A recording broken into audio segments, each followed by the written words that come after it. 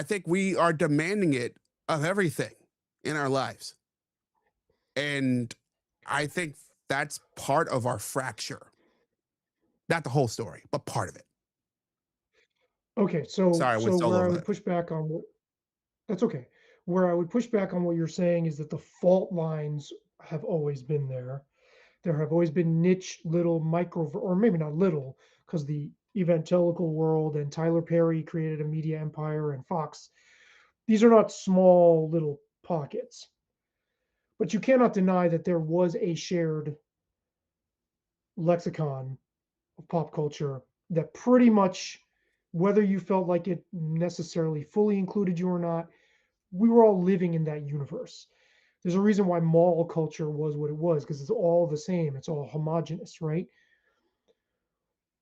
Where I think you and I would not disagree is to the extent to which those fault lines have now become total, you know, they've fractured completely to the point where we barely even speak the same language anymore, even though we're speaking English. And that's scary. I think if you rewind the clock 30 years, um, yes, there were those pockets. There were significantly sized.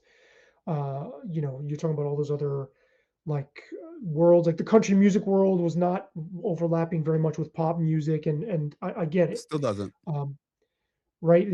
But we're living in different dimensions at this point to such a degree we haven't experienced this before. I think this process, where I would agree with you, is the process started earlier give it than we now think it did. Right? I think this was a slow incremental buildup, and then suddenly it accelerated Yeah. with social media. Um, One thing you brought up though was there have always been these reactions to counterculture. A lot of that is generational too. Hmm. So PMRC, things like that. A lot of that is older people saying, "No, we don't want the world to. We don't want popular entertainment to look this way." But a lot of times they're chasing after the cart because those acts were already popular. The ones that they were going after. The reason why they heard about them is because their fucking kids were bringing their music, those albums home, and they're like, "Oh my god, what are you listening to? This stuff is obscene. It's pornography. It's horrible. It's degrading." So, just wanted to add that. I want to share something with you that I've been working on because all this, I didn't expect us to go here, but like, as it's just the way it rolls when we talk sometimes. Uh, I just want to show screen share a piece that I've been working on. One of the my nerdy media things that I think does apply to this moment, and I'll walk you through my Mm, philosophy here. I believe that we live in three that there have been three modern media eras. Are you with me still? yeah, yeah, I sure am. Can you hear me? Uh, Okay. yeah, I can hear you. So there's the mass media era where there were a few channels, broad demographics, mass appeal content, and the audience was passive. The audience didn't have much say in what we got. Really any other than what channel they chose to watch. And even then it was the gut of some executive that was reacting. And there was, I believe that there are these moments of overlap, meaning you know uh, the mass media era and the fragmentation era I see kind of, that. Yeah, they overlap by yeah, yeah. they overlap by about a decade. You can argue when it stopped. Some big moments in the 90s. I mentioned Fox News earlier. Fox News and MSNBC were introduced, I believe, in the same year within a month of each other.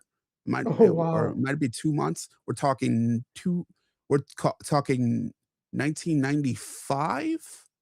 I did not know Um, that. and um, we also saw cable channels just explode. And And then you go later in the decade, all of a sudden comes online music, and then online communities, and then you go into the 2000s, and we see social media, and we see all this stuff sort of just coming through and giving us way more options. And to um is that a little bit bigger there? Yeah, yeah. Okay. We have way more options when it comes to where what kind of media, how our media world works. And we also see entities adjust their approach to media based on the fact that there are all these options. Uh, hence, you know, um, cable channels going deep on ideas. We have the rise of blogs. How we saw the nichification of everything. Um, and then I believe the pandemic um, was probably the through line there, the fault line there. I'd either argue Trump's election or pandemic. I could make it the argument either way for the unlimited choice era. Hmm. It's not that that didn't exist, Right, but right. it I all see what you're saying. intensified. Right, the seeds were there and it started to sprout, but then the catalyzed event that definitively ushered us across that line into the next era is what you're saying. Yes. And um I don't think I don't think all this were reactions to what was going on culturally so much. Um I think this was reactions to the technology. And I want to I didn't think I would do this. Another one of my theories. Oh, this is like a at the Yeah. Media Studies University professor James A. Brown, like seminar. Yeah, yeah, yeah. And when you're done, I have a question. When you're done, I have a question for you from one of your own yeah. previous statements. All right. At the same time, we have seen this rise of power among the people who make media themselves. And let me maximize that. Get that a little bit bigger. Okay, here we go. At the same time, we've seen we go from this sort of this uh the creation of media and the people who control it and make it work um and the kind of outputs have shifted. As you see on the left side of the screen, you start with your traditional media world, and then we go Mhm. into this digital disruption world, and then creators sort of take over, and it's more about individual brands. And then I believe these brands have sort of broken down into these bespoke individual content.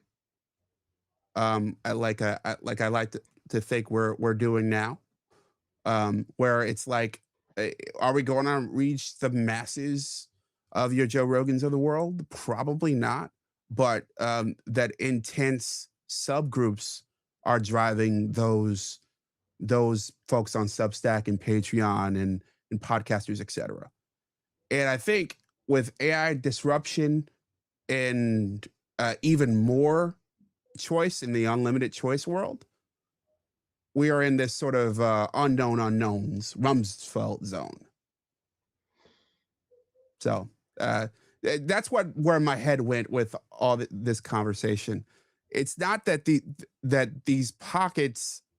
I think we've seen media change, and media is finally getting to the point. And from my theory is, and maybe I'm wrong, is that is that media is finally getting to the place where society was. Mm. I believe that society was a series of these pockets where, with a bunch of, a poo poo platter of different beliefs and wants and desires about of themselves and how they should be depicted, and we finally have the opportunity to do that, and that's intoxicating. And I think walking you through all that shortly is why I believe that we've only just begun the division and the divisive nature of events like this. I think it's going to intensify, um, because I think different parties are going to want more. If next year, let's say the Super Bowl goes with Morgan Wallen or some massive country star, there's going to Mhm. be I think there's going to be some group that's going to go hip hop or Or just right, or if the NFL or leans something more into progressive, you know? right, right, totally. So here's a question for you from the James Brown school of media interpretation. The yellow journalism era Yes. prior to the mass media era was in essence what we have now. You've been saying Yes. something like that, but it just clicked Yes. for me Yes. that in the same town, in the same city, you had all these little broadsheet, micro brood media platforms, these broadsheets. Mhm. If you were in one union or one political party or one neighborhood or whatever, so you're arguing there never was this unification, this monoculture in truth. There was just mono. There was just a mono delivery system, Yes. and Precisely. because I mean, before mass media, you couldn't even watch a football game from another city or something, right? So everybody's experiencing their own little world. Before radio, yeah. So I this that actually makes me feel better about where we're going. That it's not as new as we think it is. It's being exacerbated and amplified in this horrible way by these algorithms and these tech platforms, but it's kind of where we've always been. And so now we're returning to where we've always been. So the period you and I lived through was the exception, not the rule. Mhm. Yes. But here's where it concerns me for those same reasons.